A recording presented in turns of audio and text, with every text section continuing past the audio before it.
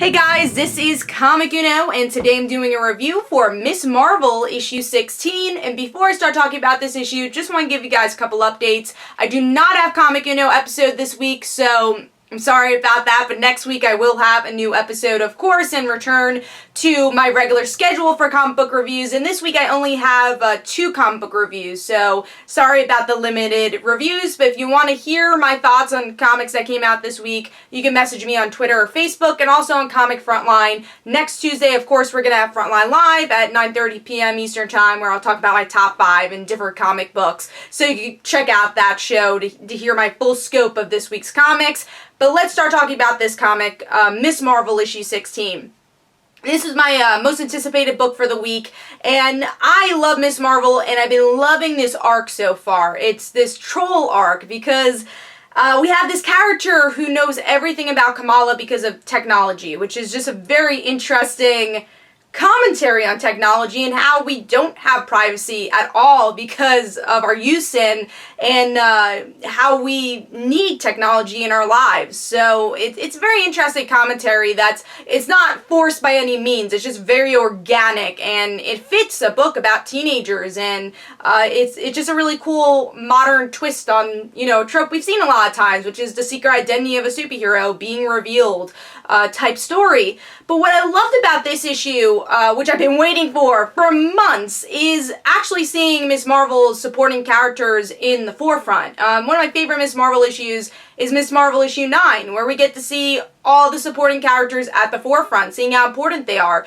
Because Ms. Marvel in a lot of ways is like Spider-Man. Spider-Man's an awesome hero, but you know what makes Amazing Spider-Man a great series? It's his supporting characters. And the same thing goes for Ms. Marvel. Kamala's an awesome hero, love her character, but you know what makes Ms. Marvel an awesome series? It's her supporting characters interacting with Ms. Marvel and Kamala. So with this issue, it goes closer to home. So last issue, it was kind of this random classmate that's getting her information out, and you see how the school reacts to it, which was interesting to see. You see that it's, affecting other characters besides Kamala. But this issue gets a lot more personal, and finally we get the story with Zoe. So in issue 9, it was revealed that Zoe was gay, and, it was a big shock for the issue, and I was wondering when they would actually pick up on that storyline, because they revealed that her best friend, she liked her. So, and these are 2 very important supporting characters for Ms. Marvel. So I was very curious, when are they going to actually start talking about this? When is it going to be part of the story? And G. Willow Wilson waits for the perfect time to tell the story, and we get to see the troll tell Kamala about Zoe and saying, yeah, Zoe's been writing these love letters to Nakia. And then Kamala's obviously been doing her own stuff, and she's like, what? No, that's not true. That doesn't make sense. And she's like, oh my god, Zoe is in love with Nakia. So now Kamala has to make a decision.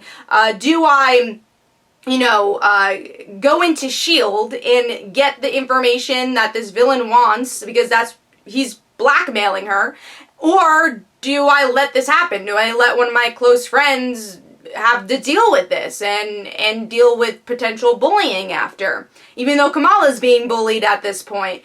And Kamala realizes she can't do it. She can't go into S.H.I.E.L.D. and trick people, because people trust her, and she doesn't want to take that away.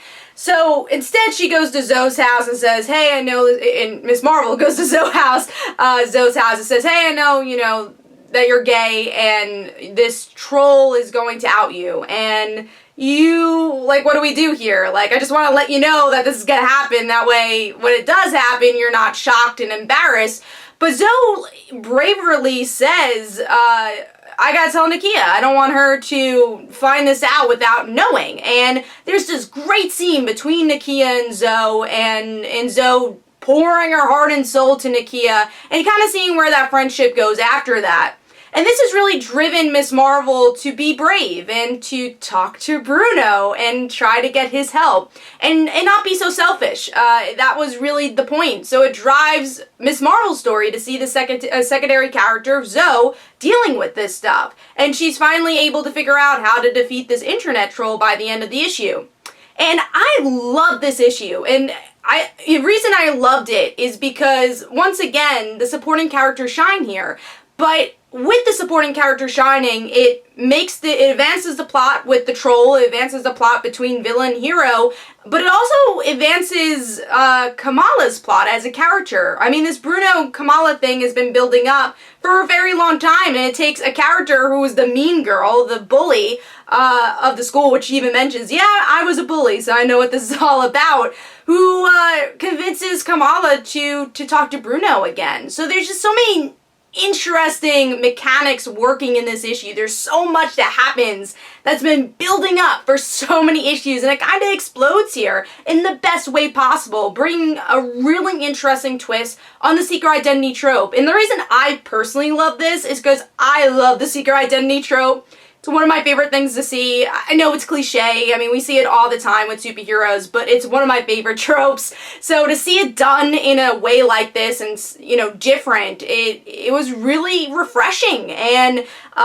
again, it progresses so many character stories, which was so nice. But the MVP here has to go to Zoe. I think Zoe is a character that has gradually grown on us, and she's definitely become one of my favorite characters, especially in Ms. Marvel, because even though she doesn't get a lot of panel time, you've seen how much this character has changed. Again, from the mean girl to the stage here where she's brave enough to tell her crush and her best friend that she likes her, and not really like being fearful of people finding out. It's just a really interesting dialogue between Kamala and Zoe, but also Zoe and Nakia. It's just really great scenes there, but also like the small moments in this issue where I think a nitpick could be is like, why is Ms. Marvel going into Zoe's room?